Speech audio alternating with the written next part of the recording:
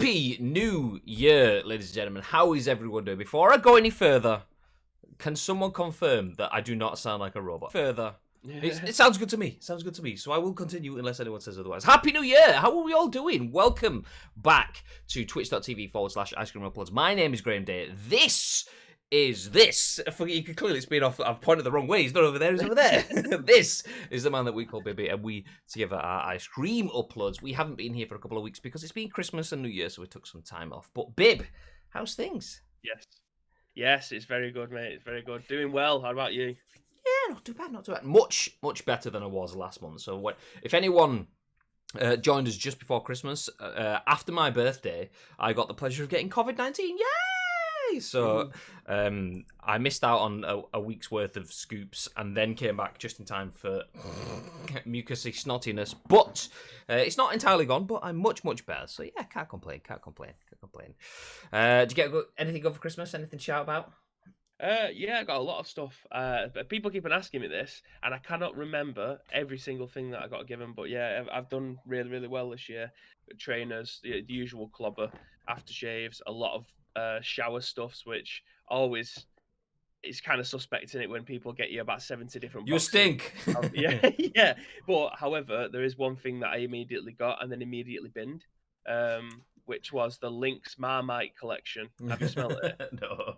It's fucking horrific. Like I don't like Marmite, so I don't know why my mum thought it would be a good idea for her to be able to buy me that. So I thought, do you know what? I'll give it the benefit of the doubt. I sprayed the Lynx, and for a second you think, oh, it's actually really nice because it's mixed with Lynx Black, which I absolutely love. It's my favorite Lynx. Can't believe we're having this discussion in 2021. But then you get the smell of the Marmite, and I think, why did they think that this was a good idea? I see Danielle hates Marmite, and I used to use Lynx Africa a million years ago, and I remember when Danielle was pregnant with Chloe, and do you know, like certain smells just trigger a pregnant woman. If you don't know this, then yeah, God help you when you do figure this out at first hand. There's nothing more heartbreaking than spraying deodorant on yourself, your missus smelling it, and then going I was like, oh, well, never wearing that ever again. So I've never bought Lynx Africa since. Although, to be fair, she probably did me a service because yeah, I'm no longer 12, so there you go. But yeah, there you go. I for Christmas got this, which is still in the cellophane packaging. Cyberpunk 2077. Did you get this, Bib? I most certainly did. Yes, I've got it installed. Not booted it up. I got Cyberpunk. I got a DualSense charging station for my DS5 controllers, which is nice. I still want. That's actually I got a couple of things. My main fun toy is my Iron Man helmet. Yeah. I'm kind of devastated that you didn't turn up to the podcast with it on your head, because that would have been amazing. I would have done. The only reason I didn't is because it's Danielle's birthday today, so I've got my hair done rather than a hat on, so I didn't want to mess it up again. So, yeah, there you go. Happy birthday, Danielle. Yeah, happy birthday. So yeah, we are going to finish the scoop, and we're just going to eat food and stuff because we can't go anywhere. But yeah, you know, that's what a lockdown birthday is for. That's what a lockdown birthday is for. Anyway, if you're in the chat, please feel free to get involved. Let us know what you got for Christmas. It'd be nice to know. To have a discussion. Actually, one thing I was going to say is the downside that this Christmas has shown me is that I can't play PUBG on my PS5 on my TV using my Astro headset because the input lag through the HDMI adapter for the Astro headsets on PS5s is so intense. Like I'm sat there playing PUBG thinking, do you know what? I've got PUBG nailed now. I'm really good. This is wonderful. Winning games left, right, and centre. Yeah. So I sit down and play PUBG downstairs, and I'm like, why am I a potato? I'm just so crap. Literally, I'm losing every fight. I'm getting shot behind corners. What the feck? It's because my console's not plugged in. Plug my console in. Still pretty much the same. And I'm just there going, I'm shit. I'm proper shit. I'm losing every fight. I don't get it. Come upstairs and play on my PS4, which isn't using my HDMI adapter. Winning games left, right, and centre. Kills all the time. It's like okay.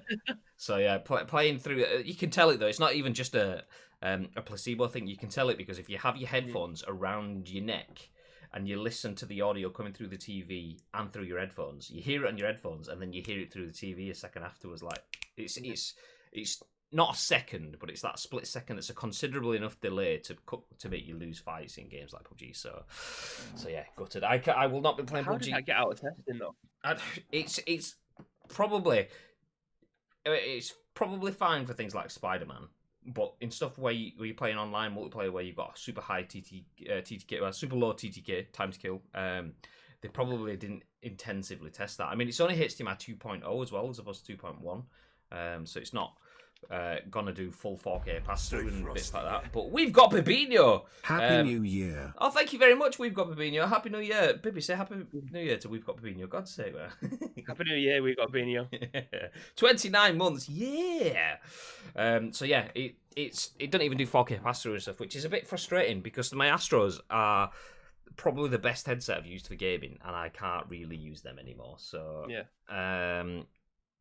Yeah, playing PUBG up here. I've got my Astro still set up for when I'm playing Spider-Man and things like that. But I've been looking at the Pulse 3D wireless headset PS5 headphone jobber, just because the audio. That's all I want it for, the audio. So when I'm sat in the living room, I can get that nice immersive audio. But yeah, there we go. Anyway, as mentioned, if you're in the chat, please feel free to get involved. If you don't know who we are, my name is Graham. This is Bib. We do go live each and every single weekday at 10 a.m. ish on twitch.tv/Ice Cream Uploads. I don't know if you noticed them, but I quickly glossed past the fact that we go live at 10 a.m. ish. It's now 11 o'clock on the money. So we do go live and we bring you our thoughts and impressions on the biggest, the best, and the breaking stories from the world of video games. And we want your thoughts and impressions on our thoughts and impressions. So if you do join us in the chat live on twitch.tv/Ice Cream Uploads each and every weekday at 10 a.m. ish, then please feel free to get involved in the chat. We want to hear your voice, and it's important that you do because we turn this live stream into a podcast. That's a video podcast for YouTube and an audio podcast on iTunes, Spotify, SoundCloud, and Google Play. So if you get involved in the chat, you get to appear in the podcast, and you get to ask the questions on behalf of those watching and listening a little bit later on. Before we jump to the news, though, we don't really have any talking points other than saying Happy New Year, but we do have one talking point, and that is the first Monday of every month we do the loot drop, which that makes it today. So we actually haven't announced the prize because we haven't decided. So I think today's prize is probably going to be you get to choose whatever game you want from, say, like the top 10 games or something along those lines. We'll have a discussion. We will drop it in to Discord. Just a reminder, though, that you have to be a sub today. So if your sub expired yesterday, that's just a tough deal. But if, like, we've got Virginia and you've resubscribed today, or Gagad, who was the last sub before that, you guys will still be in the draw. Just make sure that you're in our Discord and you've used your sub. My mic is going weird? Oh, nice. Okay. BRB. Do you want me to pull people's names together? And we do it after the scoop. We do it at the end of the scoop today. That's fine.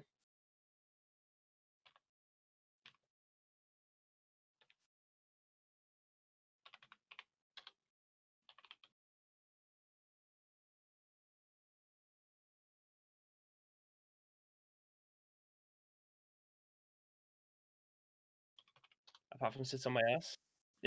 And play.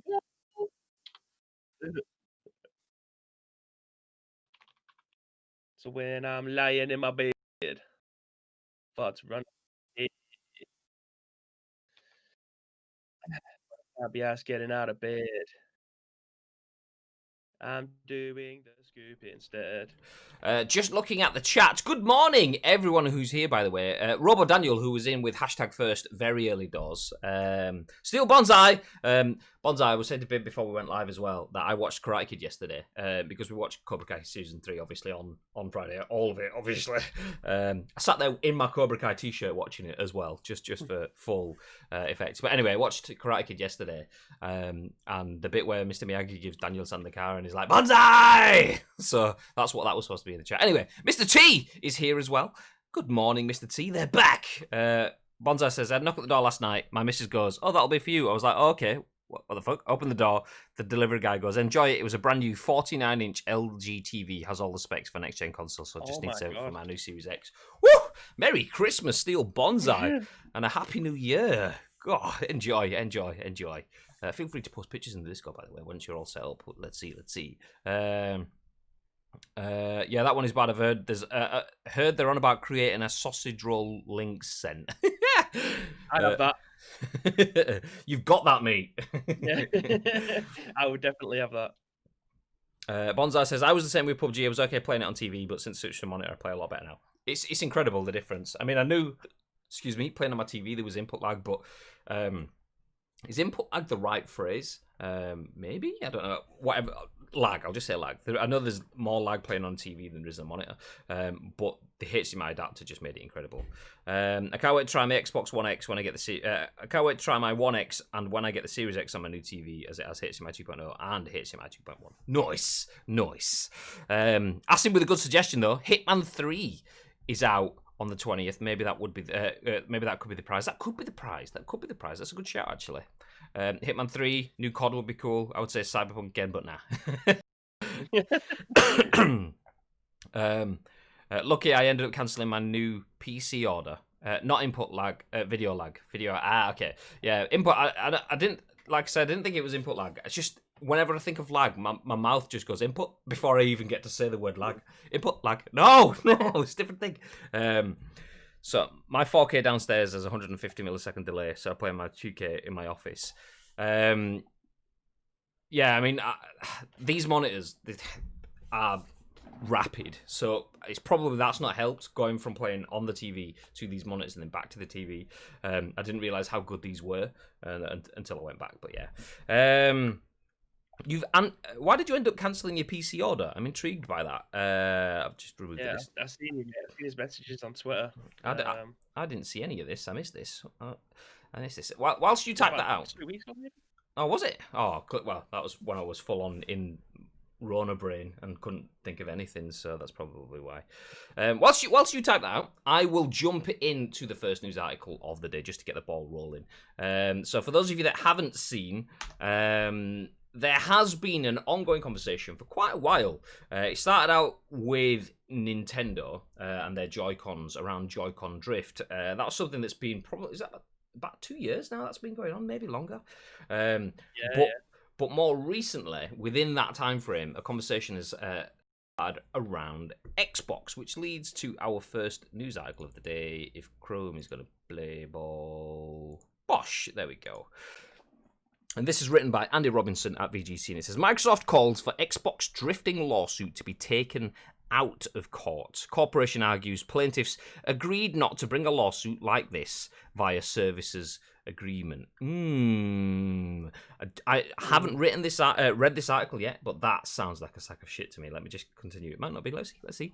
Microsoft has called for a class action lawsuit over drifting Xbox controllers to be taken out of the courtroom by compelling arbitration. The lawsuit, which was filed in April last year on behalf of several Xbox users, alleges that drift issues, which see controller movements incorrectly registered due to wear, have been experienced by a large volume of Xbox owners across various controller models. The suit alleges that the drifting issues are caused by a design flaw in Xbox controllers, which it claims Microsoft is aware of and failed to disclose to customers.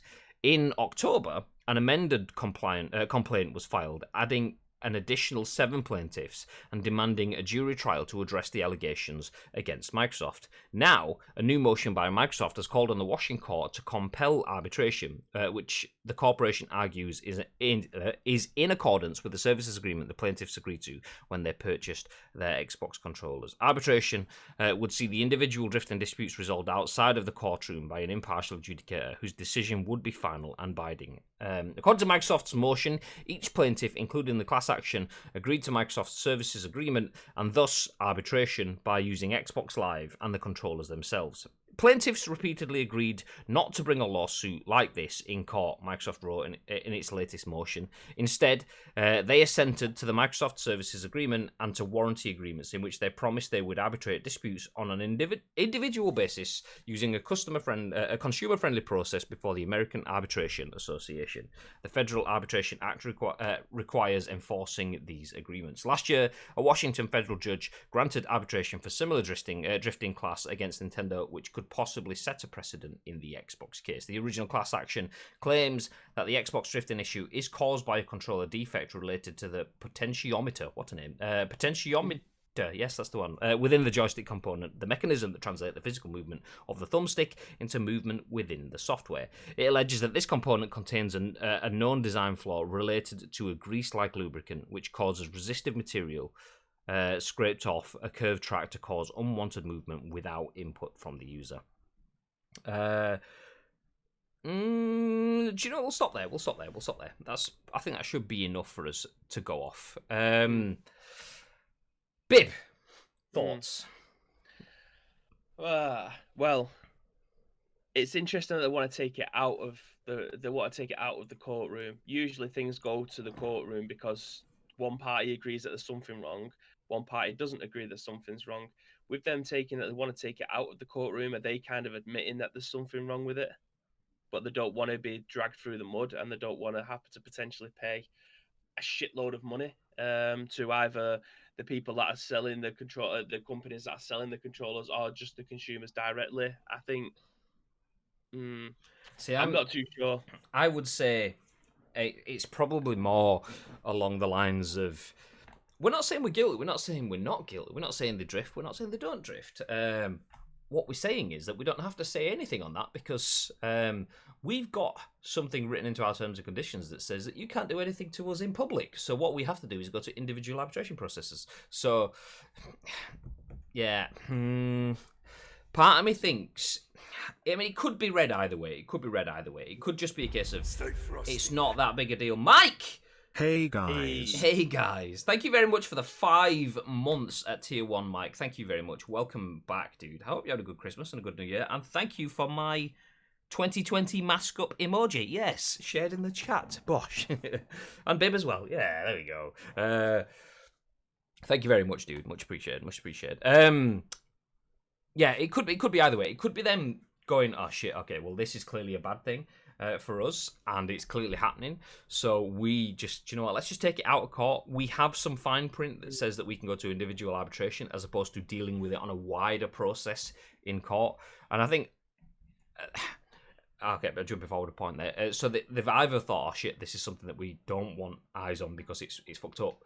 Or it could just be a case of, actually, do you know what? We do have something in the lawsuit that says that, in the paperwork that says that we don't have to deal with the lawsuit. Lawsuits are expensive, so let's just get rid of that and then just deal with it on a one-on-one basis. I'm not. It got them attention though, didn't it? Like things like this, they may just fob people off until it becomes a problem, until you get taken to court, and then people start taking it seriously.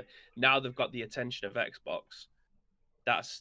It may get settled out of court. Now this may be something that they just needed to take it to the furthest place they possibly could to get Xbox's attention and say, look, there is definitely something wrong. Xbox may have gone to the side now and say, actually, there is something wrong here. We agree with you. Can we settle this out of court and we can find a way to try and do this without being in the public eye?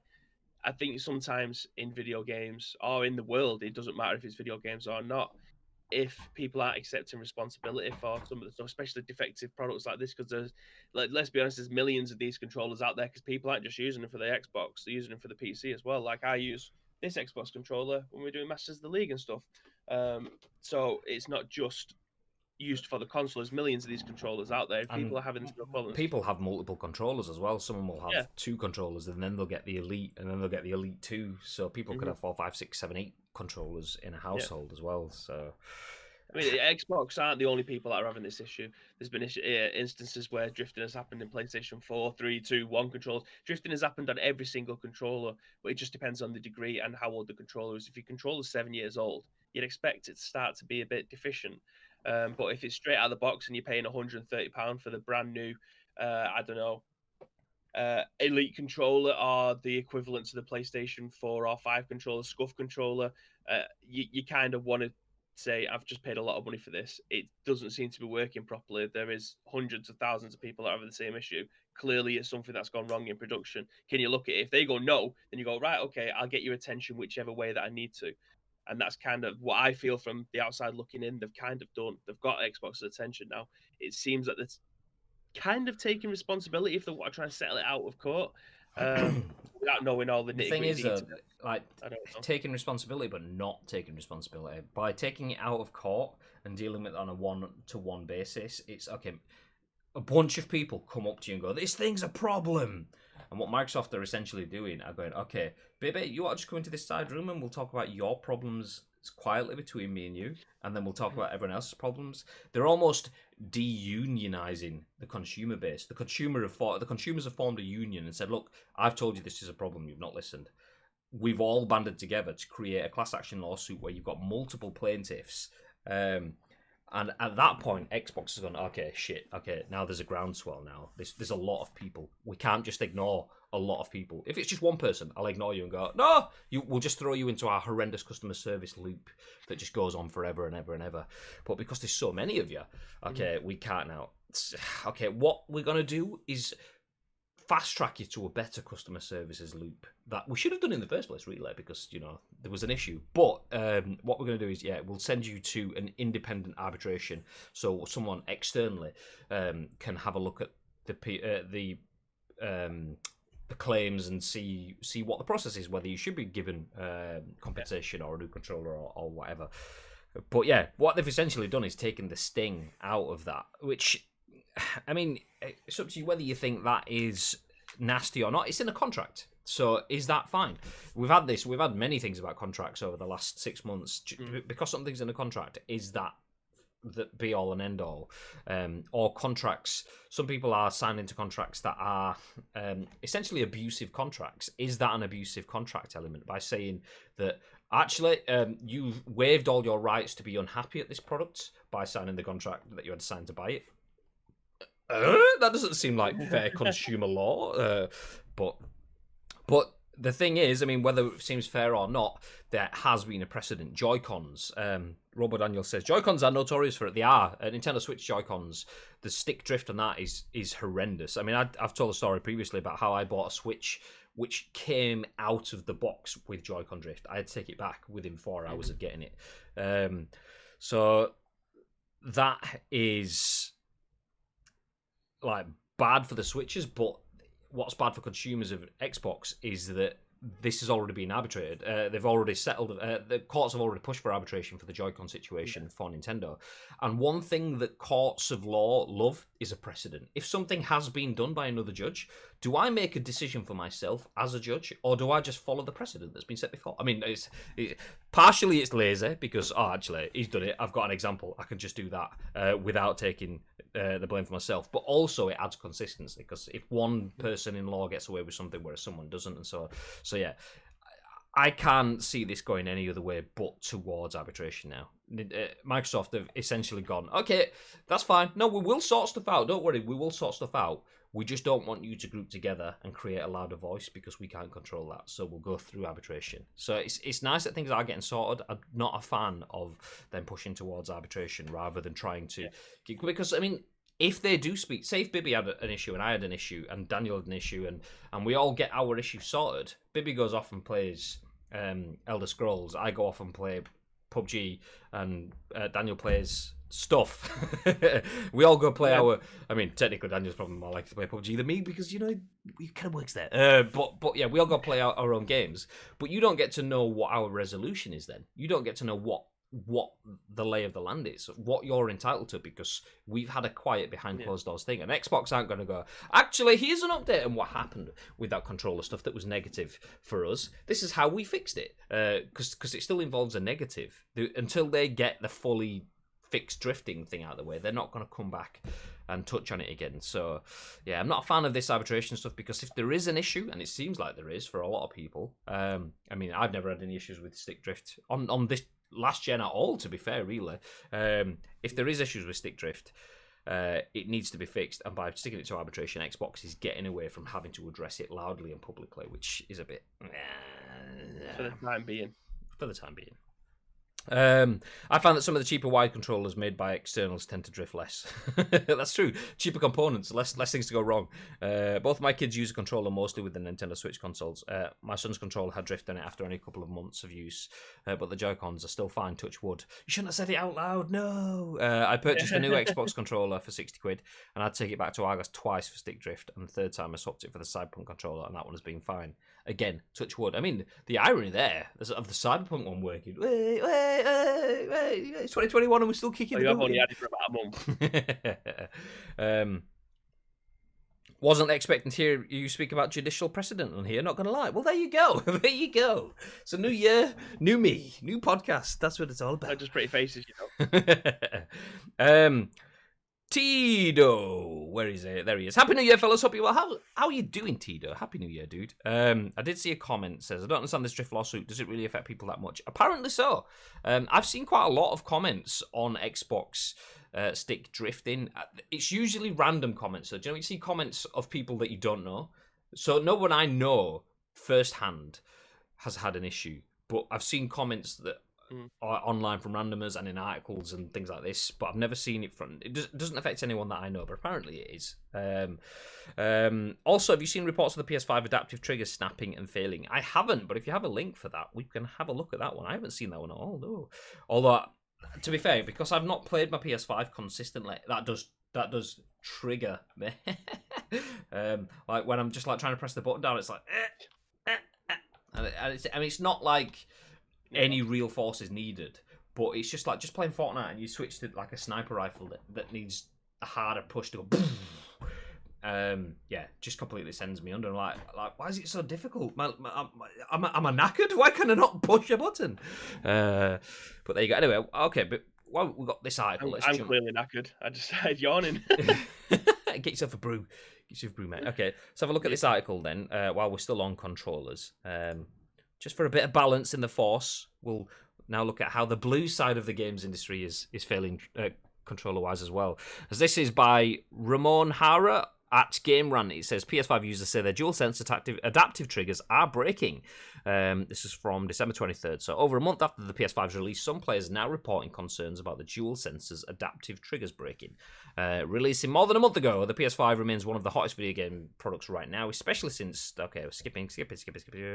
Now it appears a new hardware issue has been discovered on the PS5's DualShock controllers. According to some players who were lucky enough to secure a PS5, the DualSense's adaptive triggers are starting to malfunction. One report revealed that while playing Spider-Man Miles Morales, they felt the R2 trigger snap, becoming loose and unresponsive. Other users share a similar experience, with some reports claiming that the R2 trigger is becoming less sensitive over time. At the moment, the internet is filled with homemade fixes to this problem, which suggests that more players are encountering this problem. It's still unclear just how widespread this issue is, but over 1,000 people have already reported experiencing the same problem with the DualSense's adaptive triggers online. Of course, this current issue some players are encountering with the controller bears a striking resemblance to the problem faced by many Switch players and the Joy-Cons. There we go. That's just going on a tangent there. So basically, regardless, whatever next gen, and I'll include Switch in that console you get, your controller is going to be fucked. So it's fine. Just you're not going to enjoy games. Nice. That's what we can take away from it. You need to get yourself some Mad Cats and Power A controllers just to be on standby, just in case. I'm going to change the. I've got Microsoft Xbox drifting lawsuit. I'll just put games in capital drifting lawsuit because it's across all the games. But no, Bibby's right. We need Mad Catz controllers. So there you go. The one that you give to your little cousin when he comes round. The one with the massive buttons that like serrated edges that cut your fingers when you try to slide across the buttons. Yeah, that one. We'll all just play on those instead. That's nice. Yay. Yeah, I mean, it doesn't surprise me. The DS5 having issues. In the same way that it doesn't surprise me that Xbox controllers and Joy-Cons have had issues. I mean, Joy-Con for me should have sorted it out by now because the Switch Joy-Con, I mean, is it 4 years since the Switch came out, something like that? Maybe even longer? No, it's 2016, I think. Is that what it is? So yeah, 5 years. 5 years-ish. Yeah, 5. Yeah, there we go, 21. So 5 years since the Switch came out. They should have fixed that by now. The Xbox controllers should have been sorted by now. I'll give them a benefit of doubt with the Elite controllers, Elite 2, because that's a year-ish old, 2 years-ish. Some of the problems may only have come out over time, and then you've got to find solutions for it. Fine. But like the Xbox, if there's a separate Series X controller or a DS5, okay, those will have issues, just like we had on the PS4 controllers. The DS4s had issues with the sticks where the thumb grips just fell off. As soon as you looked at it, they fell off. But they fixed that over time. It's just we've clearly, our stress testing is not the same as it is in the real world environment. We've tried to stress test, it's not quite covered it, so we need to fix it. And that could be the same with the DS5. I mean, they will have stress tested. I keep calling them a DS5. There is no 5 on it, just the dual sense controller. If I say DS5, I mean the PS5 controller. Just to clarify. So, I mean, they will have stress tested the dual sense controllers. They will have a little machine going press, press, press, press, press, press, press. But there's only so much of that you can do, particularly with video games, because one moment you'll be playing with a loose trigger, the next moment you'll be playing with a hard trigger, and then back to loose, and then and those environments, so whatever that specific routine, it's kind of hard to mock that up in a stress test environment. So I can understand with them breaking, they will need to strengthen, add additional components, or change bits within it, or whatever. I can understand that might be a problem. And if there's only 1,000 people that have had problems with dual sensors, that's actually probably not that bad overall. I mean, how many? They sold 2.5 million PS5s already. I've got 2 controllers, and I've not had issues with either of them yet. So that's overall not that many. I mean, 1,000 people is a large number of people, but compared to how many have been made, it's not actually that many. So I wouldn't say it's anything that needs to be made into a moral panic. I do think it's something that PlayStation need to be aware of, though. Absolutely, yeah. Okay, let's put a pin in the controllers for now, then, because we've stuck a boot in on all brands. Basically, your controllers are shit. But yeah, no. Mike says at least something Cyberpunk is working. Hey. Talking about Bod's controller. I am looking forward to playing Cyberpunk, to be fair. Did get it for Christmas, if anyone didn't see when we started off. Did get it for Christmas. I'm not going to touch it yet, though. I also got some snazzy little postcards with it as well. Yeah, no, it's fair. But I'm going to wait until the PS5 patch and everything comes out, just so that I can get the benefit of the updates that are coming in January and February, the patches to fix a lot of the stuff, and then get the next gen gameplay. Bibby the hole-in-one should be the talk of the show today. Go on, Bib. Go on. I don't need to talk you through it, ladies and gentlemen, but I've waited like 6, 7... Whenever the Golf Club one came out, when was that? Maybe 2014, maybe? I'm not sure. But I've waited all that time to get a legitimate tournament-based hole-in-one, and it's come in the form of PGA Tour 2K21. I'm extremely happy. I've had hole-in-ones before, but they've been on like custom courses with like par 3s, and they'll be very short par 3s or par 2s that have been created by the community. But an actual tournament hole-in-one on a par 4 course, I will take that every single day of the week. I was extremely happy. I have to not acknowledge that comment, because I've just seen Asim's comment saying the adaptive triggers get harder than a wedding night willy. So not surprised some people go all in their break. Good morning, Mr. T. Happy New Year. See, I didn't realise after seeing that clip of your hole-in-one that was your first ever hole-in-one. So I obviously commented and retweet from ICU, but I didn't know that was the first ever. So yeah, when I said we need one on stream, the chances of that in 8 years' time, we will see. I've hit the flag a lot of times. I mean, and when we was doing the pre-stream for it coming out, when we got to advertise it, it's I hit the flag once, I think, on that, and I think it's one that Paul Machin ended up reposting and tagged in perfectly timed or perfectly cut screens or something like that. No! Because he hit the flag on a par 3, but yeah, with my driver on a par 4, it went in the hole. I've never done that before. I was extremely happy. Good goes.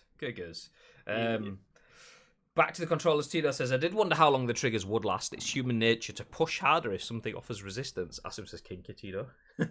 Woo! Easy. Chapper says, new scoop. Exactly. Tito says, Mr. T, you been at the oysters this morning? Kappa. What Kappa is that, like a Kappa clause? Hey. Mike says 2K need a better reaction to a hole-in-one, though. That's Asim's fault. That they did have one. Asim single-handedly asked for it to be removed, and I believe this is a direct quote. I believe it was to do with screw the players and their enjoyment. I think that's what it was. Something like that. I've offered my services to do some mocap next time the game comes out. So I mean, I'll do it for free. So hole-in-one. Well, with that said, your guy really looks like you, and I was like, that's what the aim was, but I will never be able to afford the clothes that he's wearing. Yeah, he's like, I He wish was I like could afford that 110 quid. clobber, is what you said. Yes, I saw your tweet, yeah. Mike says the guy looked pissed off that he did it. Well, he's been waiting 8 years for it, that's why. He's like, fucking bad time. Anyway, something other people have been waiting for, that's a cheesy tangent, by the way, is our next story. Let's jump straight in, as Andy Robinson, once again at VGC, says, company selling black PS5 faceplates challenges Sony to try and sue us. PlayStation is said to have previously threatened legal action over custom PS5 faceplates. So Canadian peripheral firm Dbrand has announced it will soon be taking orders for its own range of black PS5 faceplates and dismissed suggestion Sony could stop it. The company, which is mainly known for its phone cases, is allowing customers to sign up for notifications for when its matte black PS5 faceplates will become available. It says the plates will release sometime in 2021 and come in both standard and digital variants. We'll be entering mass production on PS5 faceplates by the year's end, the company wrote last week. However, we won't be accepting orders until we have stock at our Toronto HQ ready to ship. Dbrand's product launch follows a high-profile case in the UK, which saw one company cancel its plans to create custom PS5 faceplates after Sony allegedly threatened legal action. CustomizeMyPlates.com was forced to change its original name of PlayStation 5 and eventually pull its entire range of custom PS5 faceplates. Asked by a Reddit user if it feared similar legal action over its faceplates, Dbrand dismissed the notion, writing, "We encourage them to try." A caption on its Reddit post also reads, "Sue us, Sony." Dbrand said it could later expand its range to offer other PlayStation 5 faceplate colours, but for now it's focusing on matte black with a curated array of middle skins. Another peripheral firm game, Armour, launched pre-orders for its own PS5 faceplates last month, which are available in matte black, red and blue with an introductory price of $35. Content creator Captain Alex, who launched Game Armor in December, explained why he doesn't expect his company to get on the wrong side of Sony. He wrote, "Because our name isn't deceptively close to a trademarked one, because our product doesn't include trademarked logos, and because our armor is designed differently enough to not infringe on design patents, we're able to sell safely." As revealed in an official PlayStation 5 teardown video, PS5 standard white shell snaps off, theoretically allowing unofficial replicas to be easily inserted in its place. Bib, sue me. I mean, thoughts? Well, straight away, the bollocks on this company for just saying, "Do you know what, Sony, come and sue us, see what you can do." I mean, straight off the bat, that's incredible. I'd like to see where this ends up. I mean, this is probably something that we'll end up covering. We've been covering the PlayStation stuff since its inception, so I'm very interested to see where this story ends up going. But yeah, I like the bollocks on them. They are being very forward. They're inviting Sony to be able to do it, and they've clearly done the research, because they're coming out with statements like they've done enough.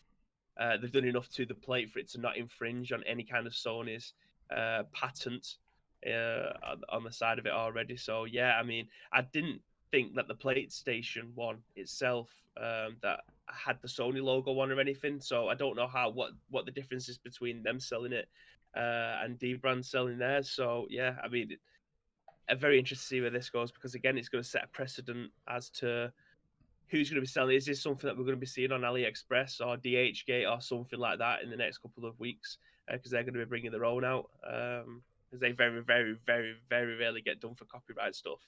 The sellers on there. So yeah, let's see where this ends up in a couple of weeks' time. Yeah, I mean, Dbrand, the thing with PlayStation 5,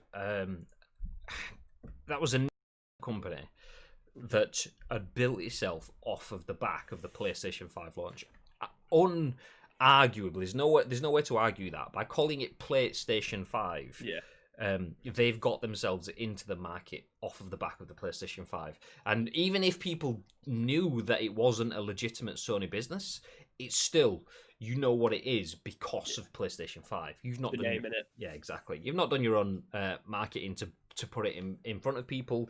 If you were called Banana Hammock 5, then people would not have looked at it. They only looked because it's called PlayStation, which is very similar to PlayStation. So there you go. By the way, Banana Hammock 5, if you want to use code ICU at checkout, then good luck with that. But yeah, I mean that's understandable. But Dbrand isn't a new start company. Dbrand exists. Dbrand is a company that I followed on Twitter for a while, mainly for social media. I mean, I've never bought anything from Dbrand. I have an iPhone case that I'm happy enough with. I mean, I would use some of their cases or skins or whatever. No, I mean, they are quite expensive for someone that's cheap like me, but they are decent value. Dbrand has, I think, it's well over 1 million followers on Twitter alone. Let me have a quick check. Dbrand. Oh, 2.1 million. There you go. The first thing on there, PlayStation 5, and then a picture in matte black. It says, now in matte black, you're welcome. So, wow. I mean, their social media, I mean, that's why I follow them. I actually don't actually follow them anymore. I must have unfollowed them. Oh, well, refollowed. 2.1 million followers on Twitter. But the reason I did previously follow them is because of their tone of voice. They do that. It's hard to be smug and egotistical and self-assured without coming across as a twat. I mean, you can do it and try to come across as a twat, but still not come across as a twat. If you like Dr. Disrespect is a good example. I mean, a lot of people do think he comes across as a twat, so it's not the greatest example. But Dr. Disrespect is really good at being The Rock. The Rock is a good example of being a cunt and still being lovable. And Dbrand nail that tone very, very well. So that sue me, that come after us Sony sort of mentality is very, very much Dbrand. That doesn't surprise me that they've taken that. I mean, look at their bio. This is not so much the ego bit. This is just more of the shrug it off. We can do marketing however we want kind of thing. Overpriced electronic tape that looks cool. That's their Twitter bio. Overpriced electronic tape that looks cool. Nice. Let's 2.1 million followers. Bosh. I mean, you can do that once you're successful, kind of thing. But these guys did that and got successful. It's easier to have a bit of that banter once you're a success. It's harder to build with because people go, "What is it? What is it I'm looking at?" Dbrand, some strange that doesn't say anything. Overpriced electrical tape that doesn't say anything, but they do it very, very well. They've created a really good community, which then built into a larger community of, mobile phones, tech, hardware, and so on. So it doesn't surprise me that they've gone with that tone of voice. I'm not 100% sure that they will. I'm not sure challenging Sony is the best thing because it will happen. Bibi mentioned like the likes of AliExpress and DHgate. There will be faceplates. If they're not there already, they will be coming. It will happen. It will. But challenging Sony up front in that sort of way, I'm not entirely sure is the best way. I don't know. I'm not sure. Let's jump into the chat. Tito says, seems like Sony dropped the ball. Firstly, creating the opportunity, and secondly, not doing their own off the bat. I mean, honestly, the white shell is horrible. I actually like the white shell. I mean, I didn't at first, but it's definitely grown on me. I don't mind it at all now. But I mean, I'm not speaking for everyone in that. There's a lot of people, Bib, for example, who would have absolutely gone for a different color than white. I don't mind the white though. But you're 100% right with Sony dropping the ball. I genuinely don't feel like they thought of monetizing the shells because they would have done. It would have happened. I mean, if they've sold out of their charging stations and the Pulse 5 headsets and the controllers and the console digital and the console disc version and everything has just gone, then they would have spaffed out some faceplates as well because that's something that they could have shipped, produced and shipped fairly easily. I genuinely think that they just either not thought of it at all or they hadn't thought of it this early on. They thought, oh, well, no one's going to buy a faceplate just yet, so we will do that next year, the year after, and not even considered it at that point in time. Sony makes it possible to insert custom faceplates. Company creates custom faceplates. Sony surprised Pikachu face. Exactly. Robert Daniel says they do Linus Tech Tip stuff. Dr. Disrespect is a character guy. Is a character guy is the individual. The Rock is a character. DJ is the individual. For Dbrand, it's Shaker. I mean, it's always difficult to do it as a brand. The thing is though, characters and brands in the modern world are kind of the same thing. Not for everyone. I say it kind of because a lot of people understand that a brand can adopt a character, and a lot of people understand that brands then have individuals behind them. putting that content out. So Guy Beam, for example, is Dr. Disrespect. Dwayne Johnson is The Rock. If Guy Beam oversteps as Dr. Disrespect, it falls back on him in the same way that if a brand oversteps, it tends to fall back on the social teams. Not that you see that, and not that you know it is, but usually the social teams will get their hands slapped for saying the wrong thing, promising the wrong things, or speaking in the wrong place, or posting the wrong meme, or whatever. But legally, they can be claimed to be a separation between performance and content. They can be. I don't know what you mean. Tito says the last person who showed this much content to a game company was Soulja Boy to Nintendo. That worked out well for him. I mean, sure, he brand out selling legal ROM consoles, but still, yeah. I mean, Bibby. Soulja Boy one was bad, so no. Yeah, Bibby was senior shareholder in that company though, so just. That was so bad.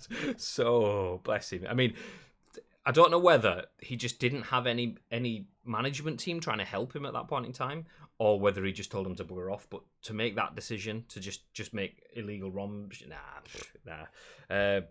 They can claim performance and be protected under arts laws. A brand cannot. I mean, absolutely. But a brand. Brands are stepping more into. I mean, brands are content creators these days, so brands do have to kind of fill that void, which is where we do get stuff like this. I mean, I don't believe that dbrand. It might be fine for them. I feel it is shaky. I feel it is shaky. As I mentioned before, I'm not sure it's the right step, because by issuing the threat to Sony can, and I mean, especially to a Japanese company as well. A company that, I mean, I know it's a very Americanized Japanese company now, but it's still a Japanese company. Japanese companies are very much built on honor. If you go after the company, they'll go after you. So, yeah, it's a nice ballsy move. I'm not sure it'll work out for you. I mean, it's all right looking like you've got a big gob on the playground, but if the big kid does eventually come over and kick the shit out of you, everyone's going to see. so yeah, we'll see. You'd think that they would have done that. I don't think that they would have gone into it if they didn't have an idea of how this would end. Like, it just makes no sense for them to be able to do it. Like, they must have an idea of what they can get away with and what infringements that they may be stepping on. Otherwise, they wouldn't have done it. Why would the risk being sued for millions if they didn't think that what they were doing was right? Yeah, it seems like a very intelligent company. So why would they do that without having the about them? There is precedent and no precedent for this. So, second time today we're talking about legal precedent. The precedent we have is mobile phones. Go back fucking 20 years and get a Nokia 3210 that comes with a removable case, and you can buy the Nokia. Nokia have 5 different colours or whatever it was of this case, or you just go down to the local market and you can pick up a lightning bolt colour covered case kind of thingy or whatever for half the price. Job's a good one. I don't know whether there was a precedent in terms of those companies being sued for selling cases that fit on phones that they haven't had the approval for. They've just manufactured those cases. I don't know whether there was any precedence there. But Sony said that the cases are part of the brand. So the faceplates are part of the brand. When they went after PlayStation 5, they argued... PlayStation 5 said it's not part of the console, it's just something that clips on it. Sony said it's part of the trademark, effectively. That is the product. It makes me think, if that is something that is possible, wouldn't we have seen that with smartphones and things in the past? Or is it just a case of it's just never happened in the past? So then, is dbrand resting all of their eggs on this basket of yes, someone has gone after smartphones in the past and they've argued, no, it's fine. It's not actually integral to the working of the PlayStation. You can work a PlayStation without the case. Or are they resting their laurels on the fact that it's never really been done before? So I don't have that information. If anyone does have information on the legals of that, that would be useful to know, because either dbrand has opened themselves up for something here and they have an ace in the hole that they're just waiting to play, or they're hoping they have an ace in the hole. Yeah, we will see. If Sony did sue dbrand, how long before it ends up on r/malicious compliance? Apple helping out. That's Reddit, by the way. The way I read that out wouldn't have made that clear. So malicious compliance on Reddit. Apple helping out small app makers after all of Epic's saber rattling made it on there.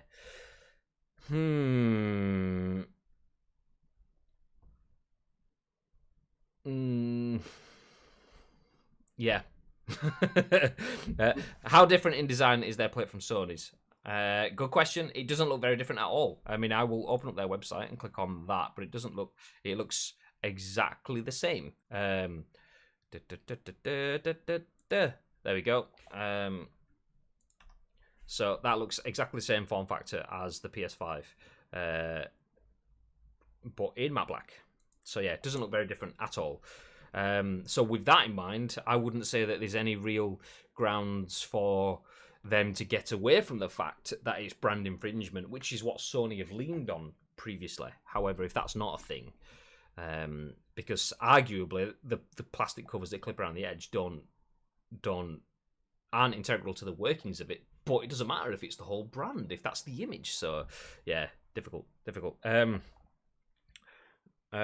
Tito says the funny thing was he was editing PayPal pages in HTML to make it look like he was making a killing selling a console for 100 more than you could buy them on Wish.com. I found the whole thing Soldier Boy, yeah.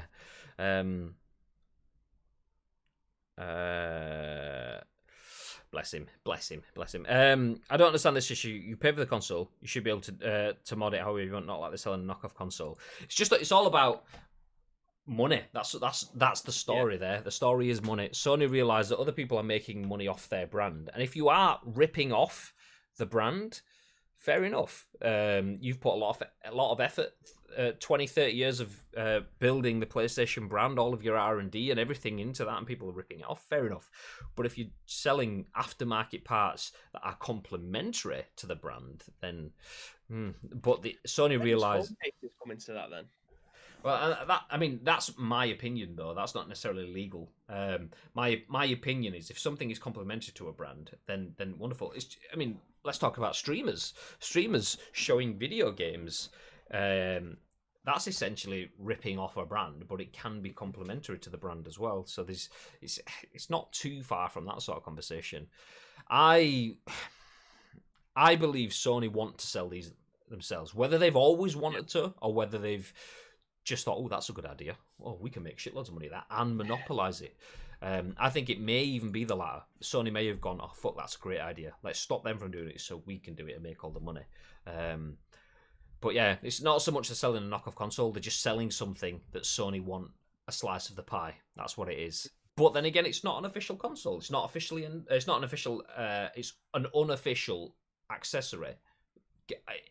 Yeah, I don't know the legalities, and that's where I'd like to know if something is not an official, 100% unofficial PS5 accessory. Even put that on the box. Can Sony stop that? I don't know.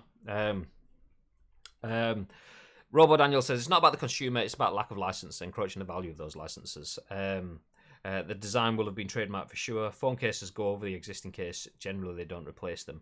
I mean, I was thinking more like, yeah, that's why I go back 15 years. So you got like the 3210, the 3310, all the Nokias and stuff. You'd essentially get the phone, which is the form factor, and then when you take the case off, the phone turns into this little plasticky white bit with lights that shine through the buttons and stuff. A bit longer than 15 years. Exactly, actually. My little one's 11 years, so a lot longer than 15 years. More like 20 years. But yeah, I mean, that's what I'm saying. Is D-Brand resting their laurels on the fact that Nokia never pushed that in a court of law? Or is D-Brand resting their laurels on the fact that Nokia did push that and it got thrown out? I don't know enough about that because, different world. Surely it depends on what Sony have trademarked, says Tito. Well, that's it. Sony argue that the PS5 is a trademark. When PlayStation 5 were stripped, Sony argued that they'd trademark the PS5 and the plates are a part of that trademark. So that's where it comes from. Which technically, I mean, all of the imagery that you've seen, all of the silhouette outlines and all of the even the Twitch hash flags or emojis, if you just don't know what a hash flag is, those have the collars of the shirt, the plates and stuff on them. So yeah, I mean, it is built into their trademark entirely, so I can see that as well. Back then, it would be near impossible to track each seller. I mean, it kind of is now, really, with the likes of AliExpress and DHgate. The amount of dodge stuff on there is still kind of What's the difference between D-brand plates and, for example, scuff pads? I mean, scuff controllers. Licensed? I don't know if they. I think the. Yeah, I imagine so. I mean, so Scuff actually use a DS4 in their controllers. From what I remember reading, Scuff basically get a DS4 and then repackage the innards. So they don't make the innards. They use the innards of an official DS4 and then put that into their stuff. As far as I'm aware, that might be me getting the wrong end of the stick, but as far as I was aware, that was the process with Scuff.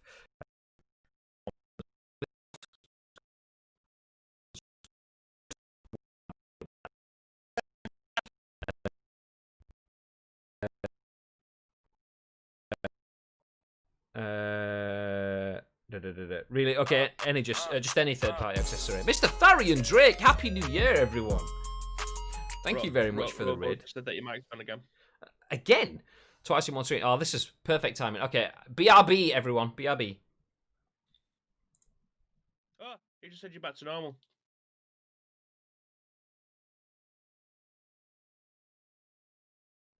In that case, I won't change anything. It's fine.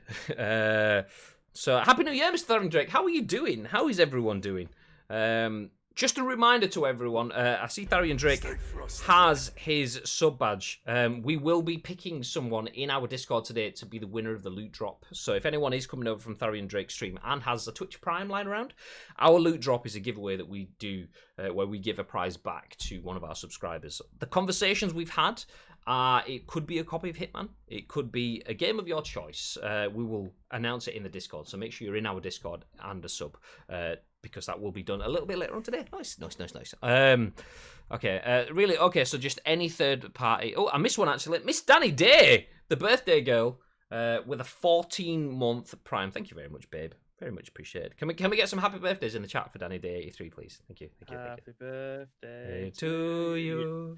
You don't want to Happy birthday to you. Happy birthday. Sorry, dear Daniel. I'm still sorry. Happy birthday. Really sorry to you. I apologize. I apologize for all of your ears. Oh wait, now your audio is upside down.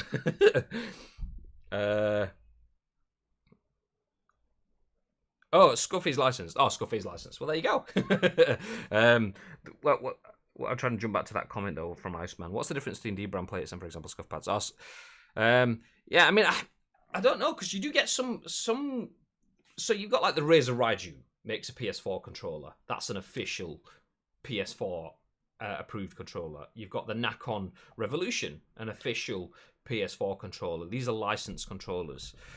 I mean, I'm not entirely. Oh! We have a tweet from. Oh, there you go. This is a tweet from PlayStation. The team at Scuff Gaming has built a brand new, official licensed, highly adjustable PS4 controller with 4 back paddles, removable rumbles, triggers, and stops. So it's a tweet from PlayStation. So Scuff is an officially licensed controller. I mean, I don't know how that works with. Yeah,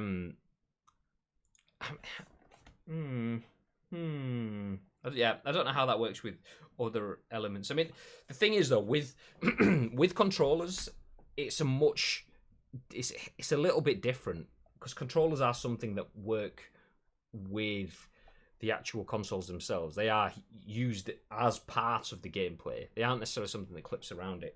So I'd be more saying control.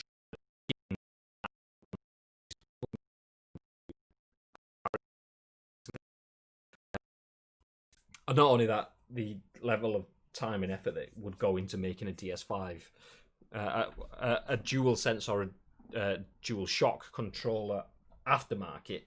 Yeah, you'd probably have a hard time trying to make something that works with that without getting official approval and it being a licensed product anyway. But yeah, it's probably more about skins. Mike again and back. Is it really going in and out? Oh, it's having a tough day of it today. Okay. Glad my headphones weren't on then. Maybe it's the singing. It just knew it was happening. Anyway, we'll put a pin in that. So the D-brand are selling PS5 faceplates. If you don't know who D-brand is, they are company that usually makes tech skins and covers and screen protectors and all that kind of stuff. So mobile phones, iPods, AirPods, I'd imagine, tablets and things like that. They are now working to bring PS5 faceplates, just like PlayStation 5 did before they were kiboshed. So we will keep you up to date on any advances on that. They have challenged Sony to sue them, so we will see what happens next. But for now, we'll jump into the next news story, which is this one, written by Michael Beckwith on the Metro, and it says, Bully 2 reportedly cancelled again for Grand Theft Auto 6. Rockstar insiders claim that Bully 2 entered development again, only to be cancelled a second time. Last year, it was reported that a sequel to Rockstar's 2006 game Bully had entered development, but ended up being cancelled in 2013. Well, it's now believed that Rockstar began development on Bully 2 again, only to end up cancelling it for a second time. This comes from content made by former Rockstar insider Tez2 on the GTA forums as part of a discussion on Grand Theft Auto 6's development. Tez2 writes that development on Grand Theft Auto 6, which technically hasn't been officially announced yet, probably didn't start until 2016 or 2017. However, progress began to slow down, as Rockstar was also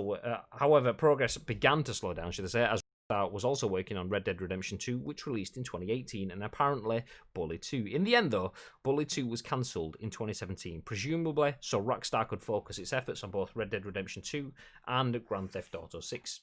Another former insider, Yan2295, corroborated Tez2's claims on Reddit with a simple, "Yeah, he's right." Oof, well, that's it. There we go. That's it. If that's not a source, I don't know what is. Yeah, he's right. Oh, there we go.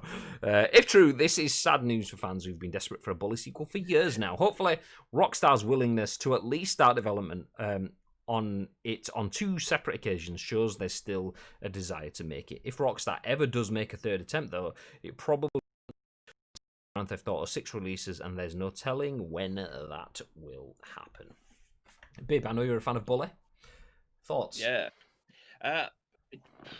It's kind of disappointing, but it's highly understandable. I think all hands on deck is definitely the way forward instead of trying to focus your attention on two different areas.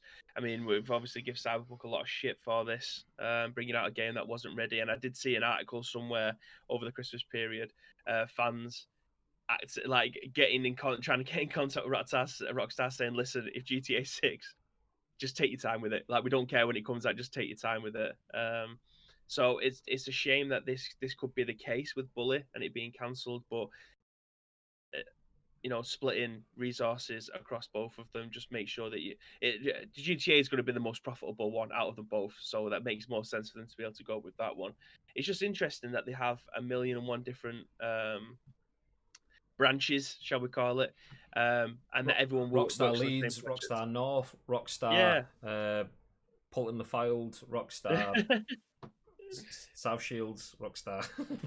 Yeah, they just literally have Rockstar offices, we'll call them, branches everywhere, and it's weird that they'll have like thousands of people all working on the same projects at the same time. I can never get my head around that. Obviously it works for them, it's just having different people working on the same thing but differently. Do you know what I mean?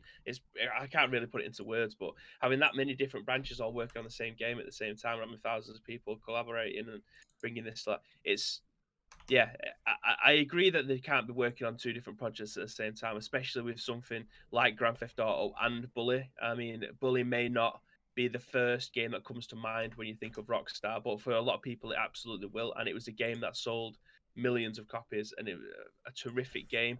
Just make sure that both of them are a really, really. That's what I think Rockstar do well in bringing out games like this. Obviously, we did have Red Dead 2.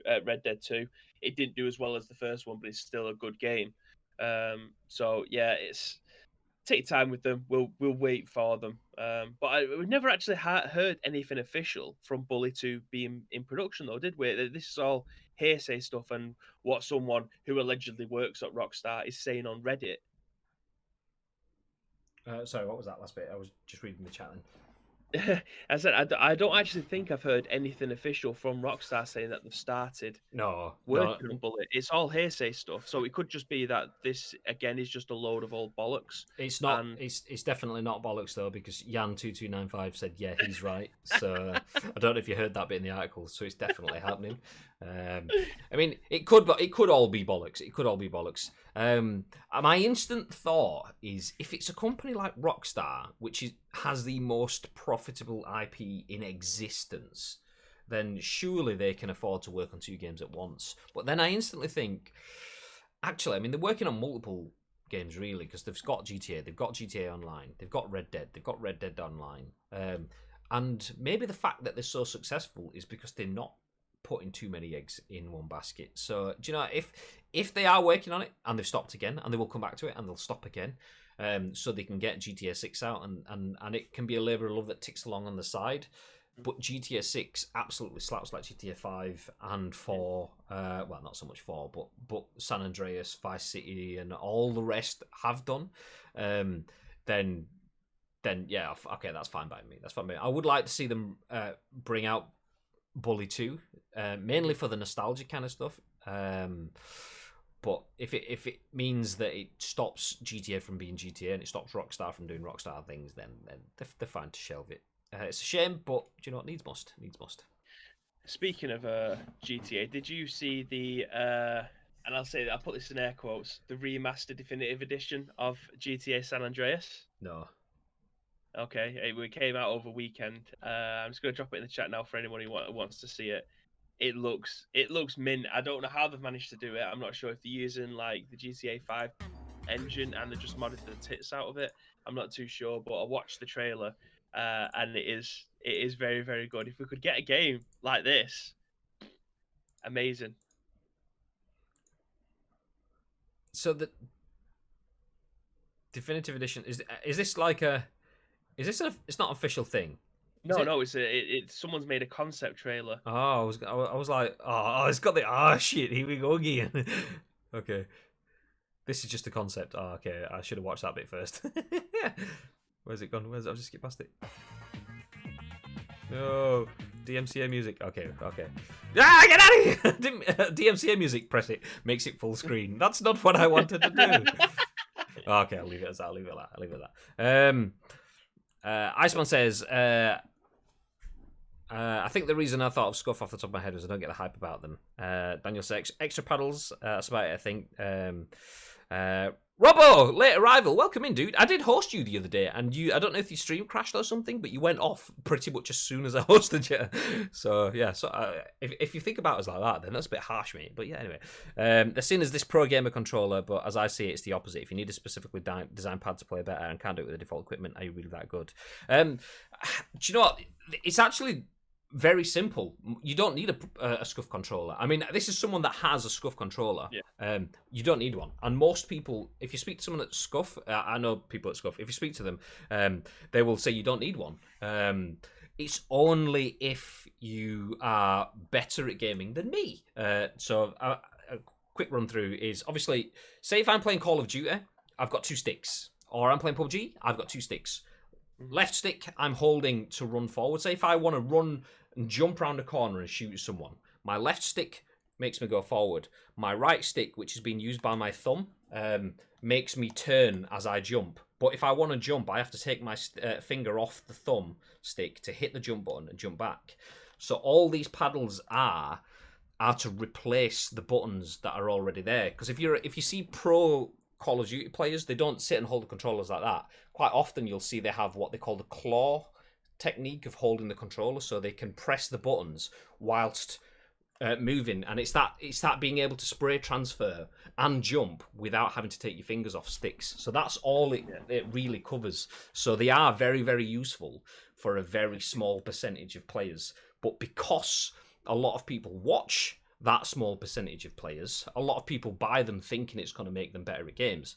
But if you don't play like that anyway, then it's not going to make you better at games. So yeah, they are very, very good if it applies to you. If it doesn't, then it's not. So there you go. Yeah, exactly. That's what I mean. They're very, very good if it applies to you. If it doesn't, it's just a big waste of money. If you're not going to use it properly. I mean, full disclosure, didn't pay for this, so I'm not paid to say anything. It was free. All I use it for is R3. My stick at the back is because when I press my R3 stick, if I'm running a straight line, I might go skew off it. Literally, my things are just R3, so I don't use it properly. I wouldn't need to buy one to change my gameplay because I don't use it as it's intended to be. A lot of people don't know that's the kind of way that they used. A lot of people think, triggers make it. Your triggers is just like pressing X again because you just assign those buttons to it. It just means that you don't have to move your thumbs and stuff around, and that's all it is. And most people, if you speak to someone at Scuff, they're not going to say, yeah, this is make you better. No, it's like it just helps you to be better. If you're not good enough, then you don't need it. So there you go. Listen over. Can you play mouse and keyboard on PUBG on the PS5? No. At least I don't think so. Daniel, I don't think so. Yeah, it was definitely more of a question for him, but I don't understand why. For Fortnite, you can do it. Like it would make my experience of PUBG a hell of a lot better. I'm so much better on mouse and keyboard than I am with the controller nowadays. I'd imagine it's input. So if you're playing with a controller and someone's playing with a mouse and keyboard, you could get someone that's an absolute hero with a mouse and keyboard playing on console and just melt everyone. It makes it unfair in that sort of sense. Let me just scroll back up. I could say the same about high refresh rate monitors, mice with extra buttons, high quality sensors. I think it's bigger debate than this chat. Yeah, I think mice with extra buttons could be seen as accessibility. Someone's playing a game about same with paddles. Yeah, I had an issue with streaming PC. I think it's fixed now. Sorry, no worries. Just trying to be nice. Mimicking, hey, welcome back. How's things? Happy New Year. But still can be claimed under accessibility for the same reason you mentioned. I can see that. Just see it as more of a case for the mouse. I can't use a mouse on console in most circumstances. No. Console version of PUBG has recall differences. There you go. That's a shame. It's not a shame. It definitely would have me as a player anyway. I'm fucking shit at that game. It's not a shame because I'd get melted. I'm really good and competitive with a controller. as we saw in Chicken for Charity, play 5 games, get 2 kills. Play 1 game, get 4 kills. Yeah, but I mean, you plug a controller into the PC and you can play the PC version of the game with a controller as well as mouse and keyboard. But Fortnite, you can play mouse and keyboard with other mouse and keyboard players on your console. I'd see it more as scaling up as opposed to scaling down. So if you're playing a controller, you're at a disadvantage, so you're scaling yourself up against it as opposed to scaling yourself down into it. I love the weight and comfort. Daniel, just sort it out, mate. Come on, mate. You can pull the fucking strings. Get them strings pulled. Daniel says no auto aim. That's why they're there. But yeah, the only other thing about the Scuff controllers is the shape of it. I don't know if you can see. It sits between PS4 and Xbox. It's actually a really nice shape. But anyway, so Bully potentially, never announced, never confirmed, but potentially cancelled again for the second time, even though we didn't know it was done for the first time, or started for the first time. But there you go. Bully 2 potentially cancelled for GTA 6.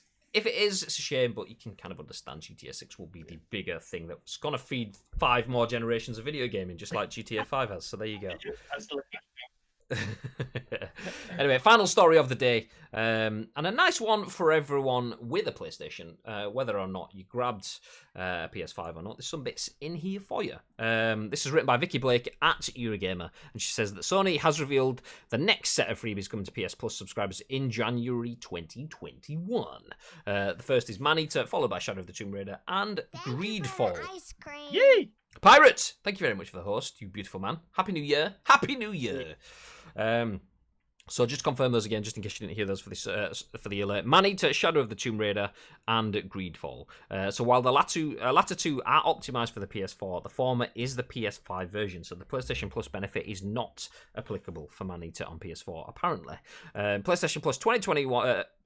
PlayStation Plus starts 2021 with a bang. PlayStation Plus members will receive 2 PS4 titles, Action Adventure Shadow of the Tomb Raider and Action RPG Greedfall on Tuesday, January the 5th, wrote SIE's Adam Michel on the official PS blog. On the same day, PS5 owners with a PlayStation Plus membership can play a terrifying apex predator in the open world. See? Question mark. RPG Man-Eater. Oh, is it going to play it? Is it going to do the TTS? Okay, no TTS. Okay, that's strange. Happy New Year, you sexy beasts, with 100-bit dono, says Pirate. Thank you very much, Pirate, for the bits. Hope you had a good one. And I hope all of the Disaronno bottles are now empty. As it was Danielle's birthday today, me and Danielle had a couple of drinks last night. I say a couple of drinks. I literally mean a couple. We had 2 drinks. However, each drink had 4 drinks in them. Woo! Nice. So if you bought the PS5 version of Man-Eater, and by recently bought, we're talking in the last few weeks, it appears that Sony is issuing auto refunds. Bought Man-Eater last month, turned on the PS5, and noticed that they're refunding me, says user Bray Witz on Reddit. The statement from Sony reportedly said, as a subscriber of PS Plus, we will refund the purchase price of this product to your PlayStation Store wallet, as this is a PlayStation Plus monthly game. This will not affect your ability to play the game, as we have not removed the game from your library. There's seemingly no such similar deal for anyone who's recently purchased Shadow of the Tomb Raider or Greedfall, though. These games will be available to download from Tuesday, 4th of January, which is when the current crop of freebies, Just Cause 4, Worms Rumble, Rocket Arena, and Bug Snacks are removed from the promotion. That says Tuesday, 4th of January. It's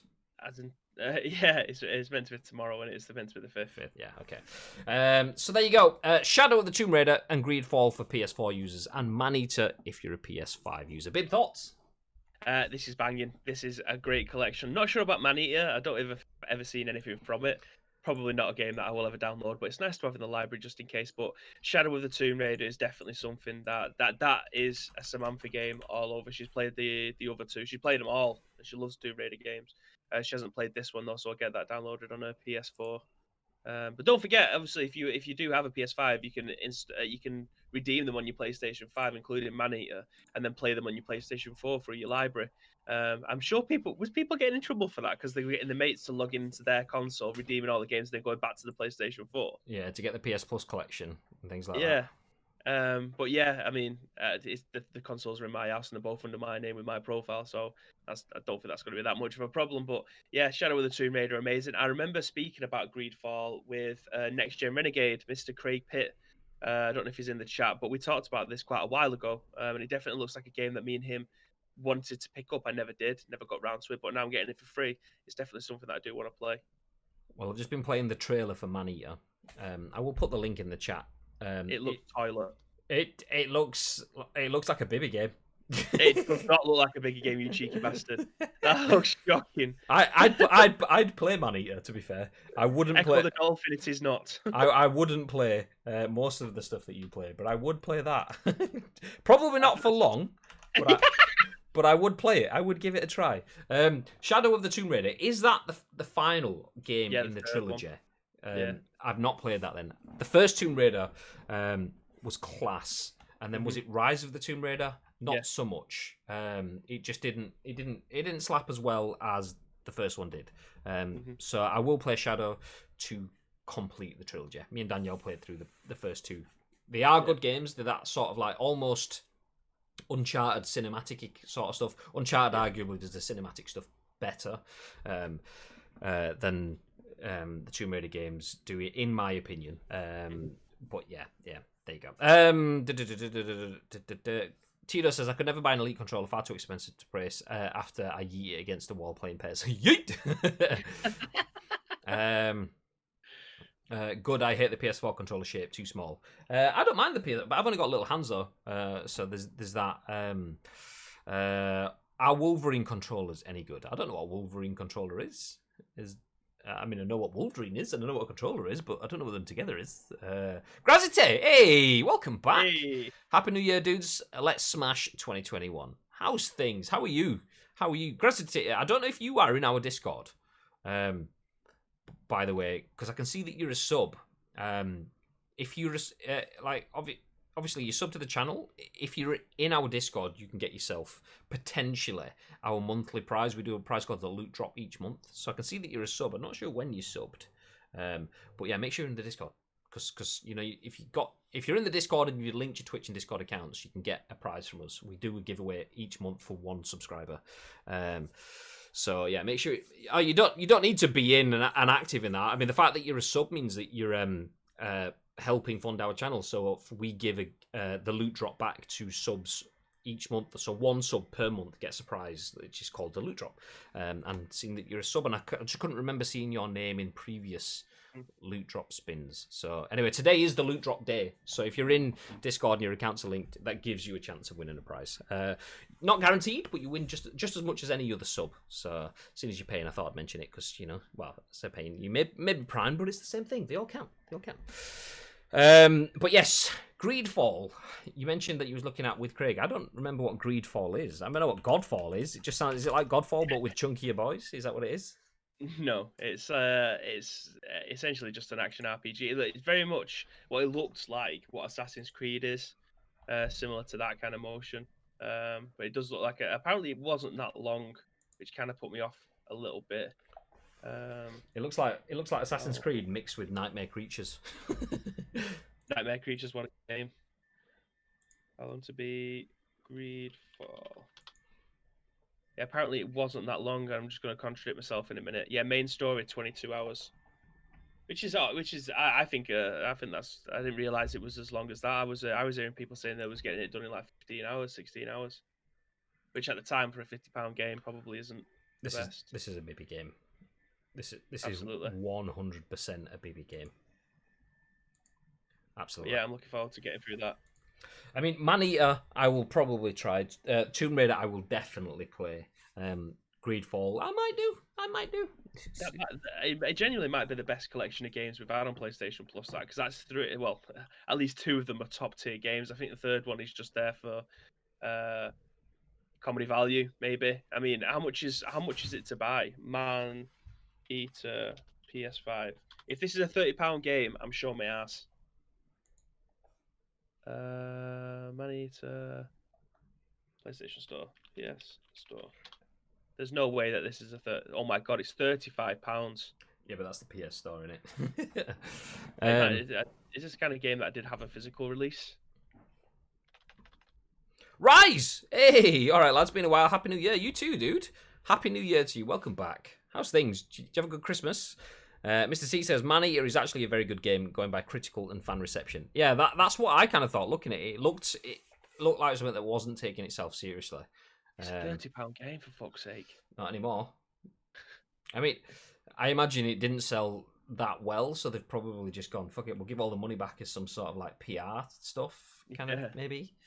Greedfall is in the Xbox Game Pass, just saying. I don't have it. I have Game Pass on PC.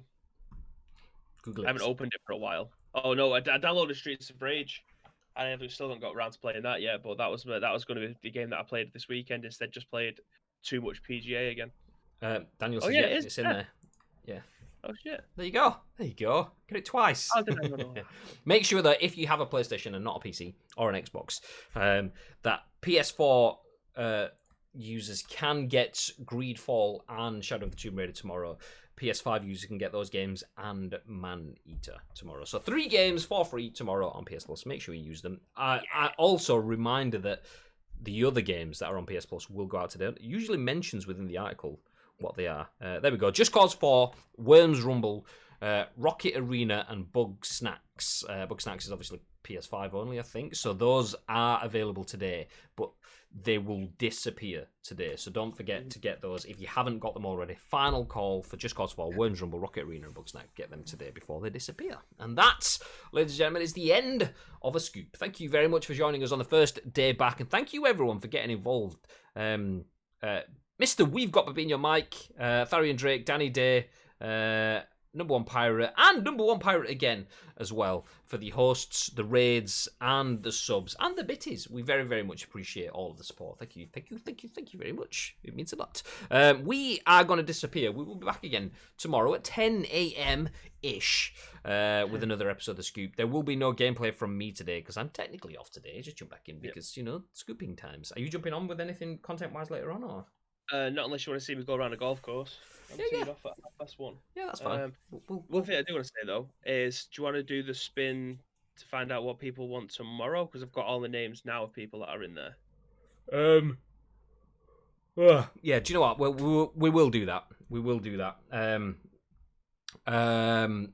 Just in case anyone has expected, because it's usually the first Monday of every month. So if anyone's, we'll make sure everyone's names that are in today are in tomorrow as well. So we will do the draw tomorrow, so we can get everything. Give you guys a little bit more time and put something out on social media just to remind everyone as well. But if you're in today and your sub expires today, you'll still be in tomorrow. We'll roll it over so you're in, because it should be the first Monday of the month. So there you go.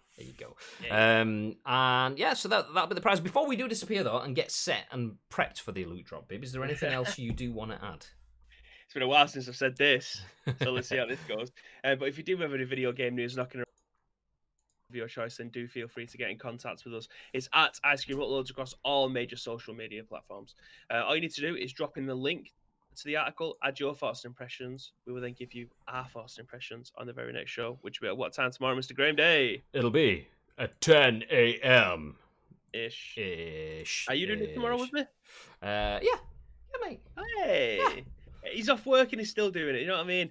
Round of applause. Yeah.